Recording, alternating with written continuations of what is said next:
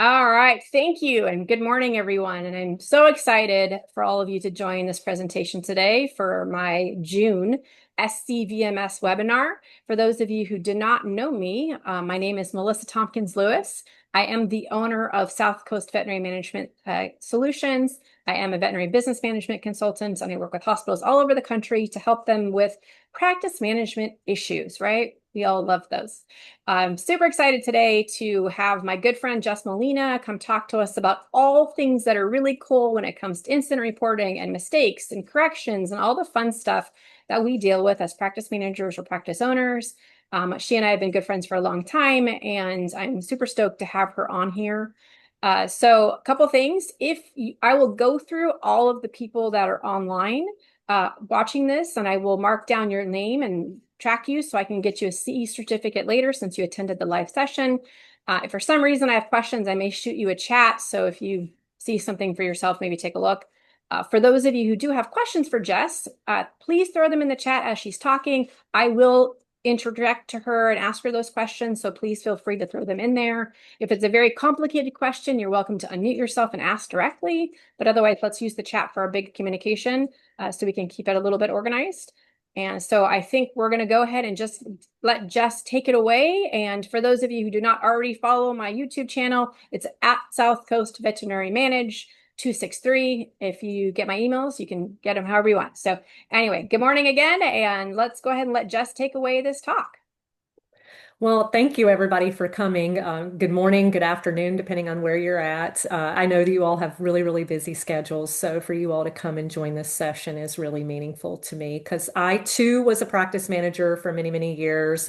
Grew up in vet practice, just like many of you. So I'll give you a little bit of background. I started way too many decades ago in reception and worked my way through vet practice into management and hospital administration and then later on operations director. And now I am a risk consultant. So I do all things safety, risk, and regulatory compliance. So I personally think I have the coolest job on the planet. I know that not everyone finds that sexy, but I really enjoy what I do. So thank you for joining this session. It's called To Err is Human, Fix the System, Not the Person. And I'm really excited about this topic because I remember being at a conference a couple of years ago, and I'm not sure if the practice manager is in this session today, but I remember us sitting at a round table and we were just talking about things that keep you up at night and things that you just can't seem to get past. It just weighs on you. And hers was, I have this employee who just keeps getting bit. It's like she's just a frequent flyer with getting bit and she doesn't back down. So it's not like she's not afraid to work with difficult animals and she's got great skill sets but she just keeps getting bit. And I was listening to some of the recommendations going around the table, about how she's being trained and retraining her and then pulling her out of animal handling altogether. And I just was sitting there going, this isn't the answer. This really truly isn't the answer. And so I'm hoping today to kind of give you some keys to get ahead of work-related injuries. But before any of you sign off, if you're not interested in injury management topics, just so you know, the process and tools we're going to talk about today go way beyond workplace injuries. The things that we're going to talk today are really applicable to all sorts of incidents that aren't necessarily injury related. So bear with it, stick with it, because I'm excited to share with you how to shift from validation and fault finding to systems thinking that can transform the way that you're handling incident investigations and ultimately lead to safer, stronger, and more resilient veterinary practices that have fewer injuries, fewer complaints, better relationships, and ultimately, I think we all love this, improving profitability, because I think that's one of the requirements of many of our jobs, right? Is to help drive profits and reduce cost. And I think that this is going to be really essential for that. So, the next thing I want to talk about is this webinar. It's being brought to you by the AVMA Trust. So, as you know, the AVMA is the nation's leading advocate for our profession, and I'm very honored that they're willing to sponsor this webinar today. AVMA represents more than 100,000 members. AVMA promotes, protects, and advances the needs of all the veterinarians. And so, in the late 50s, early 60s, the AVMA actually developed two insurance trusts. The first one being AVMA Life or AVMA PLIT as we know, and then now what is known as AVMA Life. Both PLIT and Life operate together under the AVMA Trust umbrella, and the AVMA Trust program ensures that AVMA members and their practices are protected by offering a wide variety of comprehensive insurance coverages designed specifically for the needs of veterinarians and veterinary students. So, not surprising their willingness to sponsor this topic because incident investigations are one key way that we can help get ahead or reduce our claims quantity or claims cost. And again, we all love saving money. All right. So injuries are more common than they are not. Staff incidents and injuries happen in almost every veterinary practice, but it's how we respond to them that will determine if we'll break the cycle or if the cycle will simply repeat. And so, in my experience, I spend just about every other week in veterinary practices performing workplace assessments. And out of the practices that I've visited and the consults that I do each year, I've come to recognize that only about one-third of practices are actually conducting formal incident investigations after an employee injury or an incident. And another third are performing informal type incident investigations or incident type reviews. And the remaining third are not really doing much at all when it comes to incident investigations. So I'm going to put a poll up for a second and don't be embarrassed. I want to hear honestly, are you performing incident investigations? And if so, are you doing them sometimes, always? Are they informal or are they formal? So throw them in the chat because I can see them. And then Melissa, you put, I would love to know what type of incidents you have all had to deal with. I've had an employee get knocked down by a dog, crack her skull, and had to go on medical leave. You're not the only one. All right, so I see one of the, yep,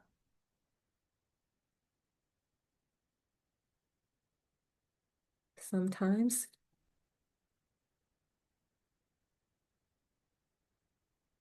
Great. Yes, I'm glad to hear that you're doing the incident report as well. Yeah, so as y'all are watching some of these responses come in, you can see they're kind of falling in the same way. About a third doing them, maybe not as comprehensive or as formally as they like, a third doing them formally, a third of them not really sure if they are or aren't, and that's okay too. And then some of you haven't answered yet, and you might be saying, I'm not really sure because maybe I'm doing what you're talking about, but I just don't know because we haven't talked about it yet. So that's okay. And okay, I like that's a very honest answer too. Didn't even think about an investigation. A very, very honest answer. Well, I'm excited because y'all are going to walk away with so much today.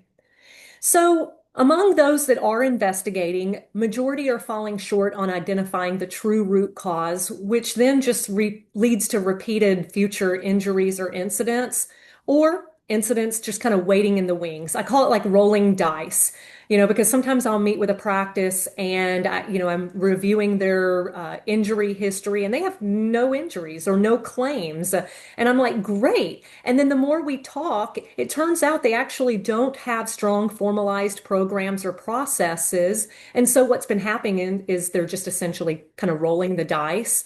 And so, sometimes that actually happens in investigations is, we think because nothing has happened yet that we're doing things comprehensive and we're on the right track when really we may just be rolling the dice. But I suspect that part of the reason that owners, managers, and supervisors maybe struggle sometimes with a comprehensive and thorough investigation is because I know it kind of feels weird communicating to an affected individual that you're going to be investigating an incident or an accident that they were involved in. I mean, that sounds weird, right? You feel like you might be communicating to them that you believe they've done something wrong. Because when we think about the profession of investigator, right? Like when we watch TV and, the investigators coming out, or we've heard real live news things, those individuals are investigating a legal or a criminal issue. And we're like, well, big time out here. My employees aren't criminals, and I don't necessarily think they did something maliciously or bad. And so I think that might be why I think partly the name's the issue, but hey, just so you know, I don't pick the name. So when I say investigations, that's the name that OSHA gives it, but that's also the name that your insurance carrier gives it. But in reality, you can call it whatever you want. You can call it when you're working with individuals and activating an incident investigation process, you can call it an incident evaluation or an incident assessment. You can really refer to it however you like as long as you're doing the comprehensive formalized process to get that effectiveness. And, because the idea is we really want to bring in involved individuals, people who are affected, people who bring knowledge and insight, and we really want their participation and buy-in. So you can do that, or you can stick with calling it an incident investigation and maybe just educating individuals that an investigation is not in reference to a crime or wrongdoing, but by definition, a formal or systematic examination or research. And you're just asking them to participate in the exercise because they have valuable information. And if you notice, I'm not going to necessarily always say the word employees, right? Because when an incident occurs, or an accident, or an injury, whatever you might be encountering, you might be soliciting information from employees, but also bystanders, right? Or non-employees, because sometimes, an injury might happen to a client, or a client might be a witness, or a vendor might have some valuable information if they were, on site during an incident or an event. And also, too, because we're going to talk about some other ways to use incident investigations, you'll see why the word affected individuals is what I tend to lean towards, because I want you to know that this is valuable tools for all sorts of scenarios. So, what's going wrong when it comes to incident investigations and what's preventing us from getting ahead? Well, first of all, we're not really asking the right questions or asking enough questions.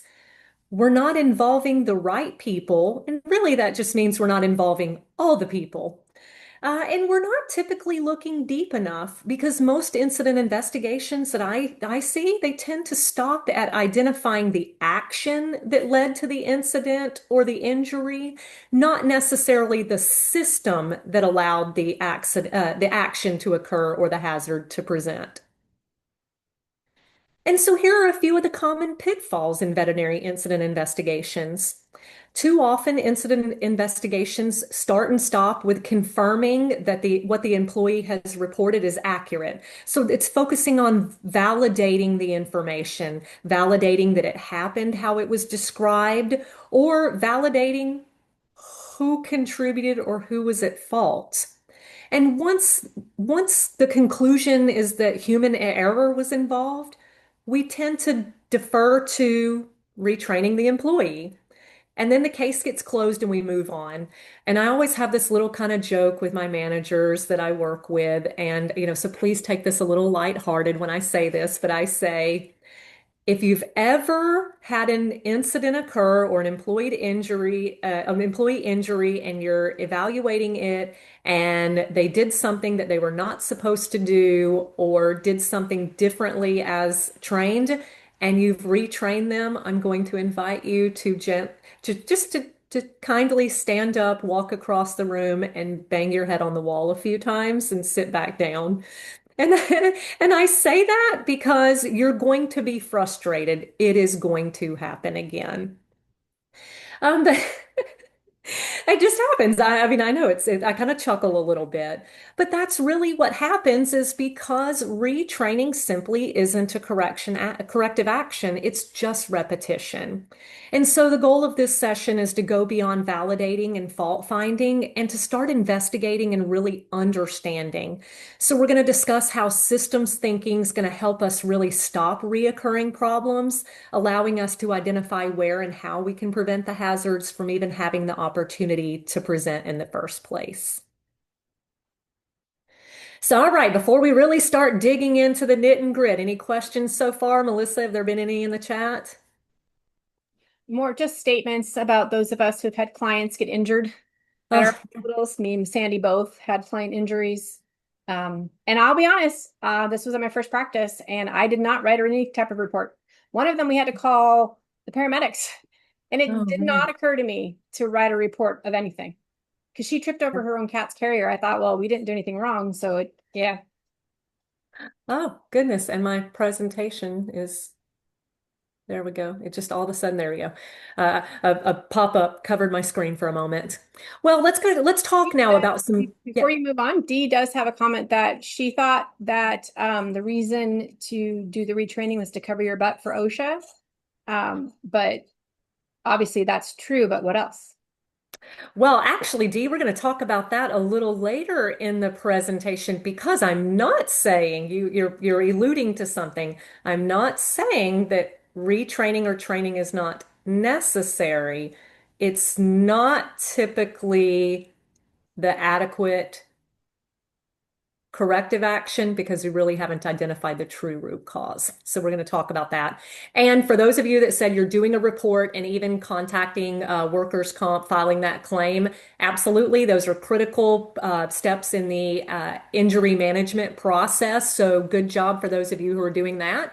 And did you know, so Liz, since you put that in there, a formalized incident investigation process and all the information that you gather and collect should also accompany your claim whenever possible because there's some valuable information in there that helps them in regards to claims management as well. And of course, too, timely and critical medical care. So good job to all of you. So let's talk about some key principles to shift your mindset. The first thing is to accept and know that human error is normal. Shocker. How many of you have gone this entire week without making a single mistake? I don't think anyone's going to raise their hand on that, right? Yeah, Melissa's dying laughing. Yeah, mistakes are going to happen. Even the best trained, most dedicated, longest tenured staff members, they're human and they too are going to make mistakes. So we have to just know that human error is expected. And we don't necessarily need to punish that because sometimes opportunities and improvements are driven by mistakes. But our systems must be designed to anticipate and protect against inevitable mistakes, right? That's important. The second piece is that blame does not reduce risk. Instead of exploring who messed up and at what point a mistake was made, we want to ask ourselves what allowed the hazard to have the opportunity to present in the first place. And then what factors, like systematic factors, contributed to the outcome. That's the difference between fault finding and root cause analysis, and that's how we get to those meaningful corrective actions. The third piece is validating that the incident occurred is not prevention. Validation is simply a form of confirmation. It doesn't change anything. It might give you peace of mind that it happened or happened as communicated, but it's not going to make a difference if you're not seeking to change that, right? Fourth, I think we've said this a few times, retraining is not necessarily corrective action. Systems thinking asks us to look beyond the individual actions and explore how processes, environments, systems, staffing, training, and communication all contribute to an incident. And then this broader perspective is also going to help you identify solutions that stick. And then lastly, root cause analysis is essential for real change. And that's why we're going to discuss what root cause analysis really means. So, we're going to first explore a common and serious event. I'm going to use an employee injury because, oftentimes we encounter workplace injuries and we really want to get ahead of those because we don't want our employees hurt, first of all. And then when employees are injured, it really impacts our overall operations. It affects our overall like staffing and morale and our efficiencies and things like that. It creates disruptions. So that's why I'm using this one commonly. And also, too, when you can wrap your head around this, then you can start to apply it to non-injury related events. So in this case, we're going to use a veterinary technician. And this veterinary technician gets bitten in an exam room by a dog in the history taking process. Has that ever happened to any of y'all? Okay, so here is what the injured worker, this is the step-by-step play of what the injured worker recalls happened. So she reviewed the patient record and there were no red flags. There was no history of aggression. There was no prior adverse response. She states that she entered the room, she introduced herself to the client and to the dog, and she extended her hand down towards her side and slightly out to the front with enough distance for the dog to approach and sniff when comfortable. And without warning or indication, instead, the dog bit her hand. So that was the event that occurred. So in this practice, there's cameras located throughout, including in the exam room. So as part of the evidence gathered by the manager for the investigation, the footage was pulled and reviewed. So footage indicates that the tech entered the room kind of quickly and startled the dog. And then she did indeed extend her hand down and out, but unfortunately passed over the dog's head while she was engaged speaking and eye contact with the owner. The dog did slightly lift its lip before it quickly bit the technician in the hand. It appears from reviewing the footage that the dog may have been protecting the owner or just simply caught off guard, unsure of what the technician's intent was. So, at first glance, it looks like the technician made a mistake, which is human error. Rushing, missing cues, invading the dog's personal space. Many of the practices here, I think many of you would agree that this is part of your training, right? Animal behavior recognition. A lot of you are fear-free, and so you're adopting policies for not moving rapidly and making loud noises, all of these great things. So many of you would stop here and decide to retrain. I mean, after all, how did you miss the cue? And why were you going in so fast? Shouldn't have done those things. But now you know retraining is not a corrective action. So, on your journey to becoming an investigative professional, as you already know, we're going to have to dig deeper. All right. So, part of a thorough incident investigation is to recruit the participation of the affected individual, especially an injured staff member. This injured staff member is super valuable to the incident investigation because their insights are critical to the operational and administrative opportunities that may exist. I mean, after all, they're the ones who were injured. Second of all, most certainly, they would not want this same thing to occur to their peers, right? And so they're more willing to help you get the problem stopped here, right? So collaborative investigations, those are so beneficial because they build engagement, they help with the buy-in for change, and they also help reduce the shame or fear around employees reporting injuries and incidents. Because I hope by the end of this, you're also thinking, huh, maybe we should be investigating not just injuries, but near misses, patient complications, client complaints, medication issues. There's so many different things that this process can be used for. And we want people to speak up so that we can enact change. That's what we want to do. We're continuous improvement driven. Um, so we really want employees to be a part of this culture. So, how and where do we start? So, we said root cause analysis, right? So, what's first and foremost is important that we keep asking why. Again and again and again, we want to get to the bottom of a problem or an issue. And we've all heard of the five whys, right? Like that's been applicable to a lot of different processes and systems. But we're going to use that in this scenario to see what we can learn more about this technician bite incident. And so we're going to use this method. So the first question is, why didn't she recognize the warning signs? So we asked the employee, you saw in the video that the dog did give an indication. Well, she quickly began her engagement with the client in haste and she overextended her hand. So why were you rushed? Well, she states that she was 20 minutes behind already for the appointment, and she really felt bad that the client was having to wait such a long period of time already, and she was worried about the client being unhappy. So why was the employee behind? Well, she was helping with another appointment. Another technician needed help restraining an animal for their services.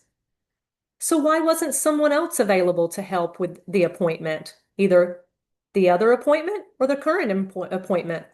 Well, there was no one else available at the time. So why was help not available? Well, it turns out that day they were short-staffed due to having an employee on vacation and another employee call out unexpectedly. So now we think about the real root cause. It wasn't the technician's behavior alone. In this case, the root cause wasn't that the technician forgot her training. So you see, if we would have retrained her, the same outcome could have happened, correct? But we had staffing issues that led to delayed appointments, rushed actions, and cognitive overload. And this highlights a systematic role in this incident, correct? Is everybody following along so far? Yes, I love it. Yeah, great. Any questions, feel free to throw it in. So what you're hopefully learning from this scenario is that human error is not the sole or primary driving factor in this incident. The root cause lies in the system. So defaulting to training or retraining the technician would not have minimized the likeliness or prevented future incidents like this from occurring. So that's why it's important, as I stated at the title of this, fix the system, not just the person. Because once the root cause is understood, the corrective actions then shift. We identified that staffing was a root cause. So, what corrective actions could fix that system? Examples can include like adjusting the schedule. We know now we don't have the staff. We book our appointments based on the schedule, a staffing schedule that we have. And we might need to make some changes to that. Make the schedule match the staffing and match the demand to maybe improve patient appointment and intake screening. Or we might need to refine. So I said retraining is not a corrective action and training because some people just call it training, right? But that doesn't mean it can't be a part or isn't necessary because in this case, we might need to refine our training. We might need to do training, but we need to refine it maybe.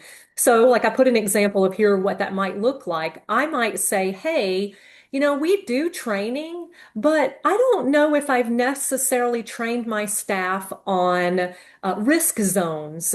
So in this instance, you can see the exam room door and you can see the patient seating and the treatment table. We know there's a distance as we are further away from the animal that is less risky and an area upon which we get closer to the animal that is more risky. And maybe we need to highlight and discuss risk zones and where you need to be positioned as you engage with clients and patients initially and through that kind of history and assessment taking process. So, like I said, it's not to say that training or retraining is not part of the problem, but training or retraining is not specific enough to be the root cause or the corrective action. You have to identify what specifically about the training is contributing or leading to injuries or incidents. So, for instance, are there steps missing in the training? So sometimes we have a documented training process, step 1 through 5, 1 through 12. Are there steps missing? Because sometimes there's unspoken rules or the I thought everybody knew that. So we started here with our steps. So are there steps missing? Is there a lack of understanding or clarity? Are there unspoken rules or influences, such as following the behaviors of other employees who deviate or do not follow communicated processes or protocols? That happens in a lot of practices, right? We do it this way. We say we're doing it this way, but there's one or two individuals who march to the beat of their own drum. And sometimes we just choose not to address it because it's like, well, it works for them or it hasn't resulted in an issue until it does, until it affects someone else because you've allowed it to happen, right? So that brings up the consistency, right? That brings up accountability. Is there a lack of accountability for not following policies and processes? So again, before you go to training or retraining, what specifically about it is ineffective or broken? We have to know where the system is broken in order to fix or repair it. And so once we understand that system's influence, we can then stop assigning blame and start building practical, effective solutions and reminding ourselves that not every mistake is a disciplinary issue and not every solution, again, is retraining. So let's talk about some tools that I'm going to share with you that'll help support better incident investigations and lead to better outcomes.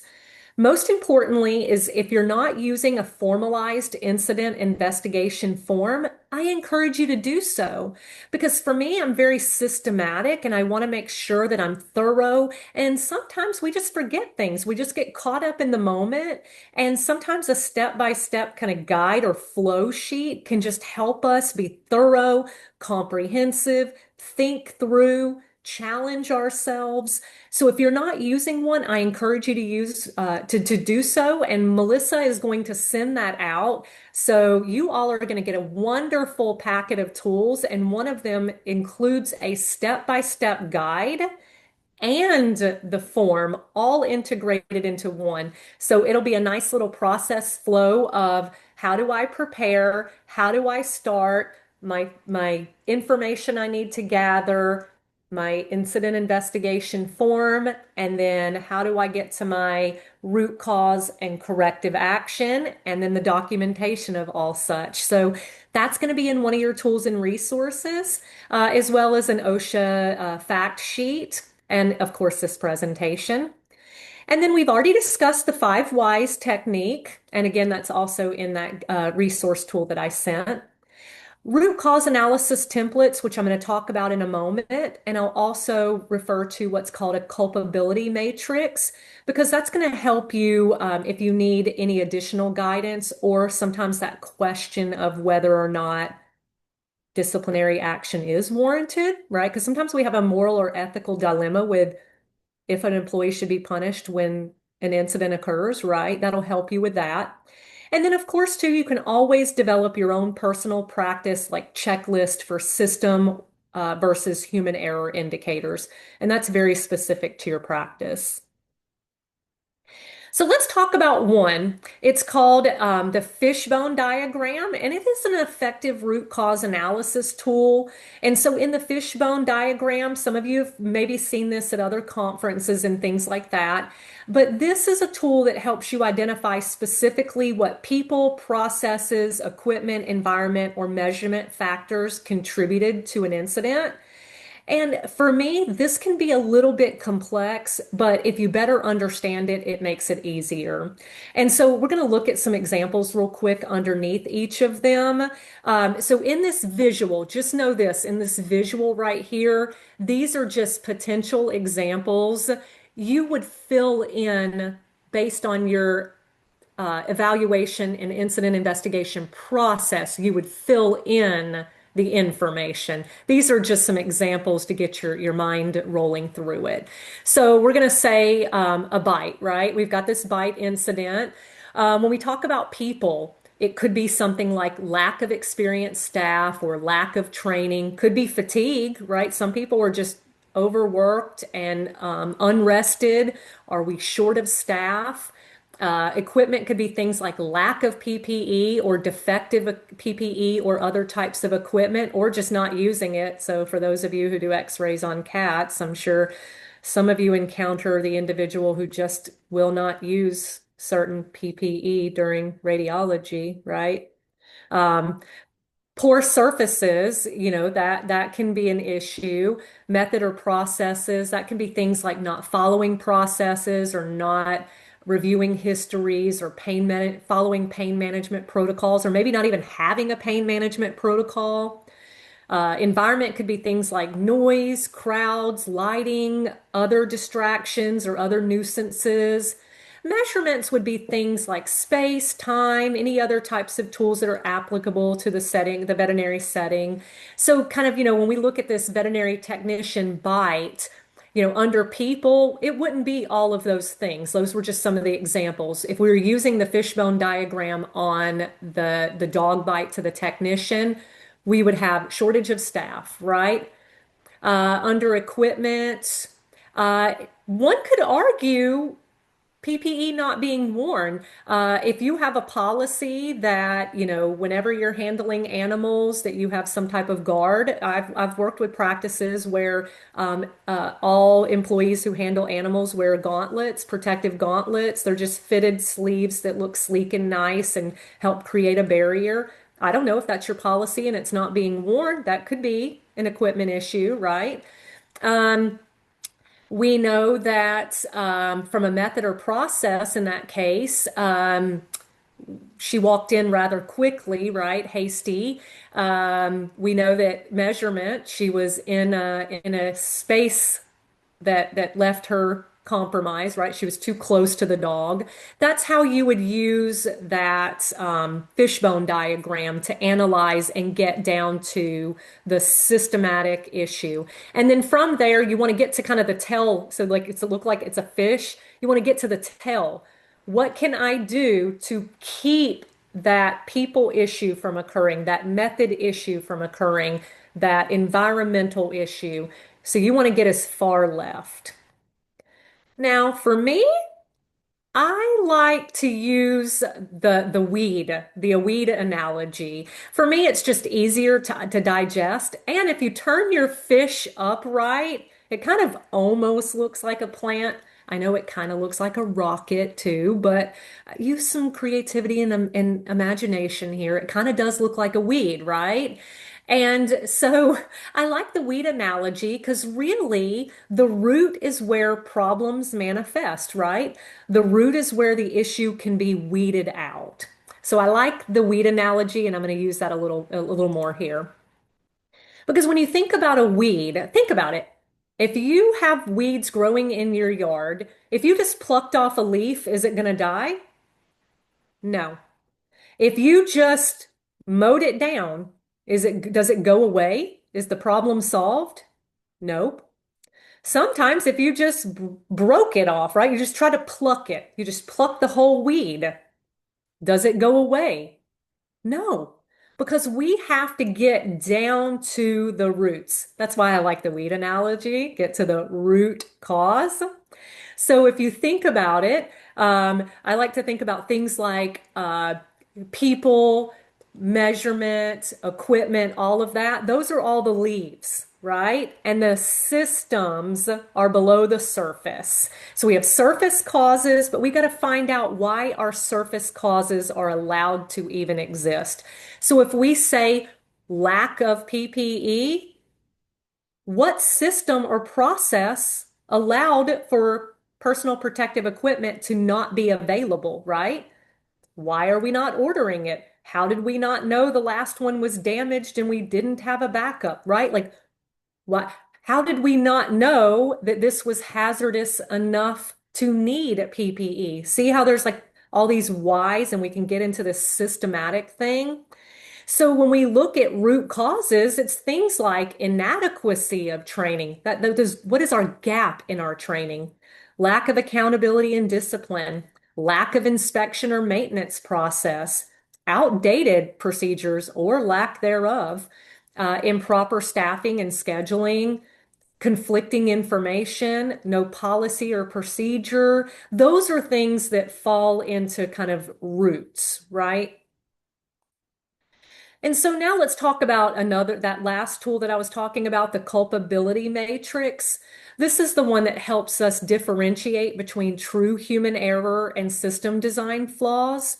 This type of tool helps us also decide when education is needed versus when the system needs a redesign. And should you ever be uncertain, like I said, if disciplinary action is warranted, this tool can also be helpful because it helps give you more of that seek first to understand before acting in haste. And so, more importantly, it also prevents you from defaulting to retrain. Let's move on, right? So we want to really evaluate the situation. I know not everybody's screen's the same size, so I'll just go through just a couple of them real quick to give you an idea of the culpability matrix. But again, in the handouts, and I can also pop it in the chat. I can put the link to this culpability matrix because I think it's a really, really valuable tool. Let me go ahead and do that actually now. We'll put it up in the chat because then you can save it and look at it larger.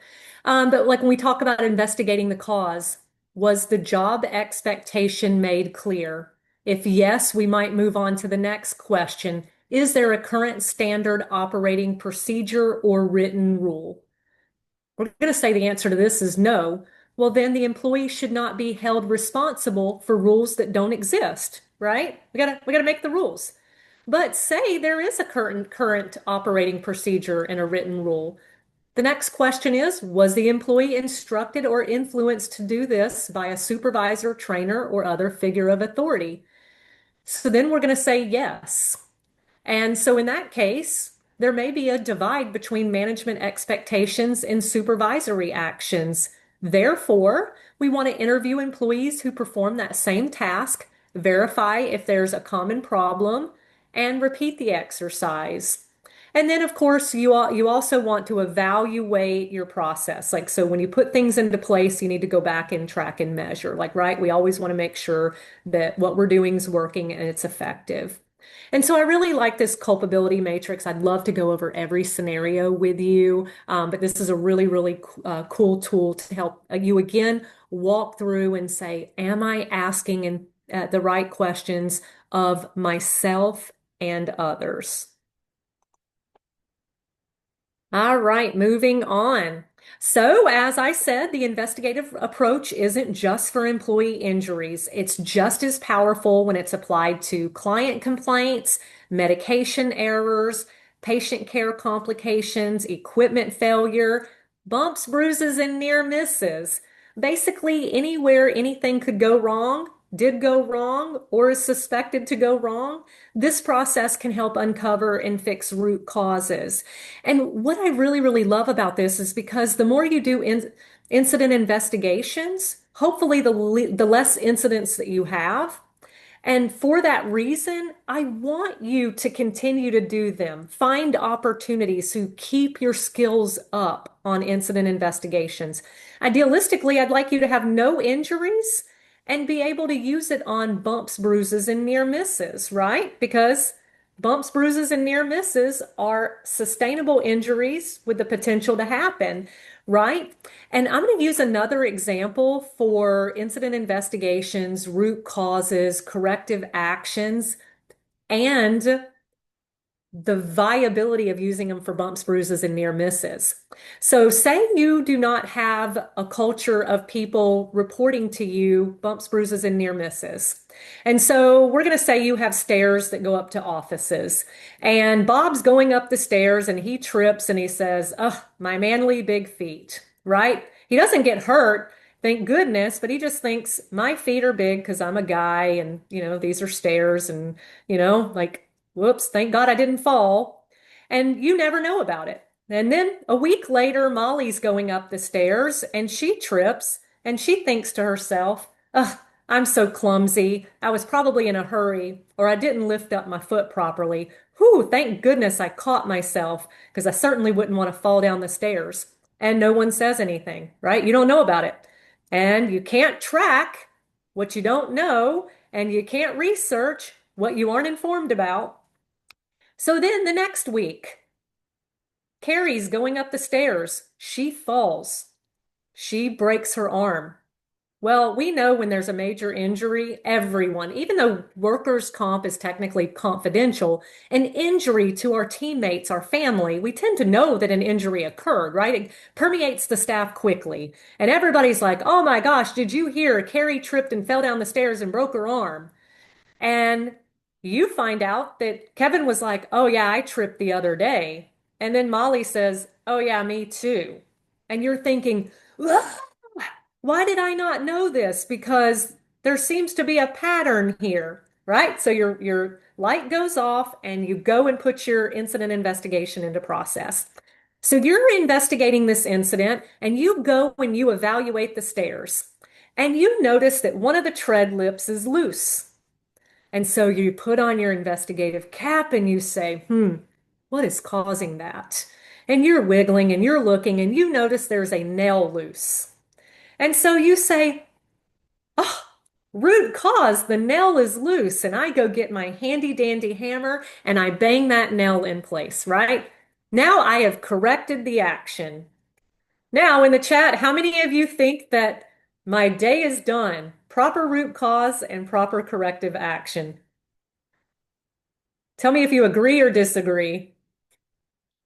And yeah, that's exciting. Or find that humorous because it is kind of funny. Like my handy dandy hammer in my hard hat. I'm going to move so I can see the chat. Now I can go home for the day. Absolutely. Yep. Job is done. So actually, no, because we can ask ourselves one big question as soon as we notice that nail was loose. Remember what I said. If you can ask how, what, when, where, why, all of those good things, we haven't gotten to the bottom of it. Why is that nail loose? We know nails just don't come loose, right? So is the wood soft? And if so, why is the wood soft? Is it wet? Is it damaged? Is it water? Is it termites? Is the nail is the nail defective? Is it rusted? Why is it rusted? Is it broken off? How and why is it broken off? See how we can keep asking the why? Because if I simply nailed in the nail and walked away, that nail is going to work itself back loose again, and the hazard hasn't been eliminated. So that's why I like that analogy because I don't want you to fall into the default root cause trap, right? Some things just seem so straightforward and on it, like right there in front of my face. I saw it. But again, challenge yourself to say, can I ask why again? Because I think you'll be surprised to find that you can go deeper. Use a screw next time. Yeah, it's quite possible. So, my last question before we wrap up is, have any of you used an incident investigation beyond an injury, maybe for something like a client complaint or a patient care issue?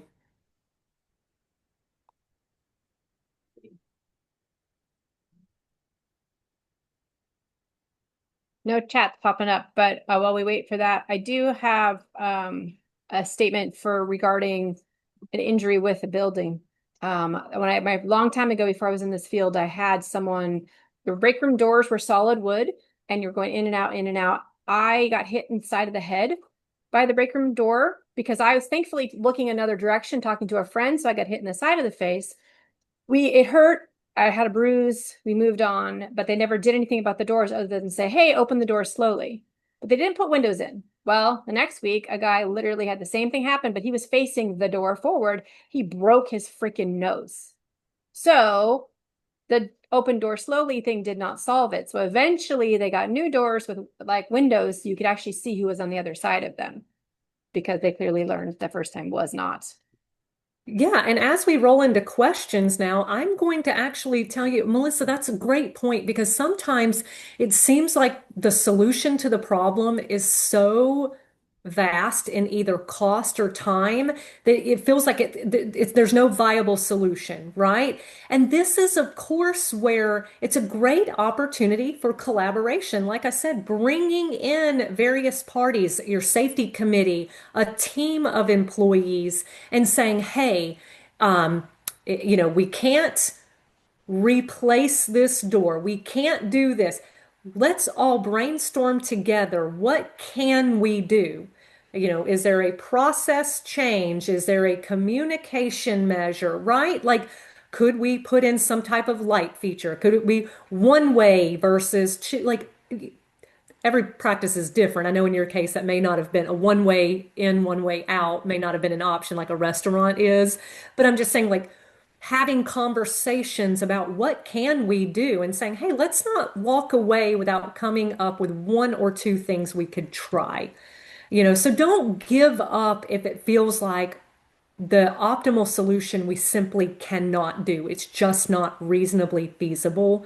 You got to do something. It's your duty, it's your responsibility to protect your workers, to protect your patients, to protect your clients, visitors, guests. So we've got to do something, and we can't just simply state, oh, it's just the inherent risk of operating a veterinary practice, because we know OSHA can get involved at any point in time, but most specifically, when we allow hazards to exist and they pose risks, and when our employees have fatalities, hospitalizations, broken bones, and things like that, those can trigger OSHA involvement. And when OSHA gets involved, they don't simply settle for it's not within our budget. It takes a lot of time and resources to do. It's not in my schedule, right? They say you have to do something. So start today, like you might find a more affordable, reasonable option by collaborating early on. I think a Any, good point is the talking to your team about the near misses or talking to the team about tell you when they see something. And Liz commented on her you have to know about the instance to know there's a problem. So I love that we need to be talking about that more with our team because I know I didn't think about that before. So I think that's very valuable. Thank you. Absolutely. And so I think that those are all very, very, very reasonable steps. These are all great tools that you can apply. You can integrate into your injury or preventative injury program, your accident and illness injury prevention plans. Like, these are all great tools and processes that you can incorporate. And if any of you have any other questions, feel free to pop them in the chat or come off of mute. I'm going to stop Yeah, there was sharing. one, well, there's two. Well, actually, I have one first. Manager one, can you please message me who you are so I can give you CE credit because I don't know. So manager one, please let me know. So Liz had a longer question and Dee has a quick one. So Dee's quick Yeah. question is there a checklist that you can walk through the practice looking for safety issues? Absolutely. And Melissa, before you send out the resources, I will add that. Um, and then for those of you in California, Cal OSHA has their own special. Most of those are incorporated in, well, pretty much all of them are in from the state plan level requirements are integrated in there. If you're talking state veterinary act stuff, those may not all be in the checklist. But yeah, when I go out and do practice assessments, I have a checklist that I go by. I have a checklist that I provide to those practices so that they can implement that on a regular basis to look for safety risk and safety hazards. So I'd absolutely be happy to share that. So Melissa, I'll send it to you to include in the files. Yeah, and I'll send this all out after I get the transcriptions and all that on the webinar. It always takes me a few days, so probably by next week. And then Liz's question, it's not really a question, it's more of a statement, but I think it's got some good question components to it. She says her issue is major lack of training of restraints. She's been at this practice for a few months as a trainer, and every tech does treatments by themselves, and the lack of restraint is apparently present. They've been doing it for so long, it has been a challenge, and they are lucky that no one has been bit. So we were kind of discussing giving ideas of what she could do to help them, but what would you say? Like, how could she help this practice get better at their... Well, so it sounds like, Liz, you're in what I call you've identified a hazard, and because it hasn't resulted in an injury, you all have been rolling the dice. is just stating, I like to bring the team together. I don't know if you have cameras in your practice or not, but I really like doing this. I like this with call recording, and I also like it with video footage. But I like to say, hey, this is this is an activity. This is our team performing an activity. No injury or incident resulted in it, but let's evaluate together. Were there hazards presenting along this process that we ignored or we scathed, right? And how can we do better? So I love doing that because I'll tell you, I was at a specialty practice and I watched them. This dog had a seizure and had come out of a seizure and came back really, really happy. And they were placing the cath. One person was holding the buttocks because it was a large dog, and one was slightly holding the face because, we're fear-free, less is more. And it's like, no, no, no.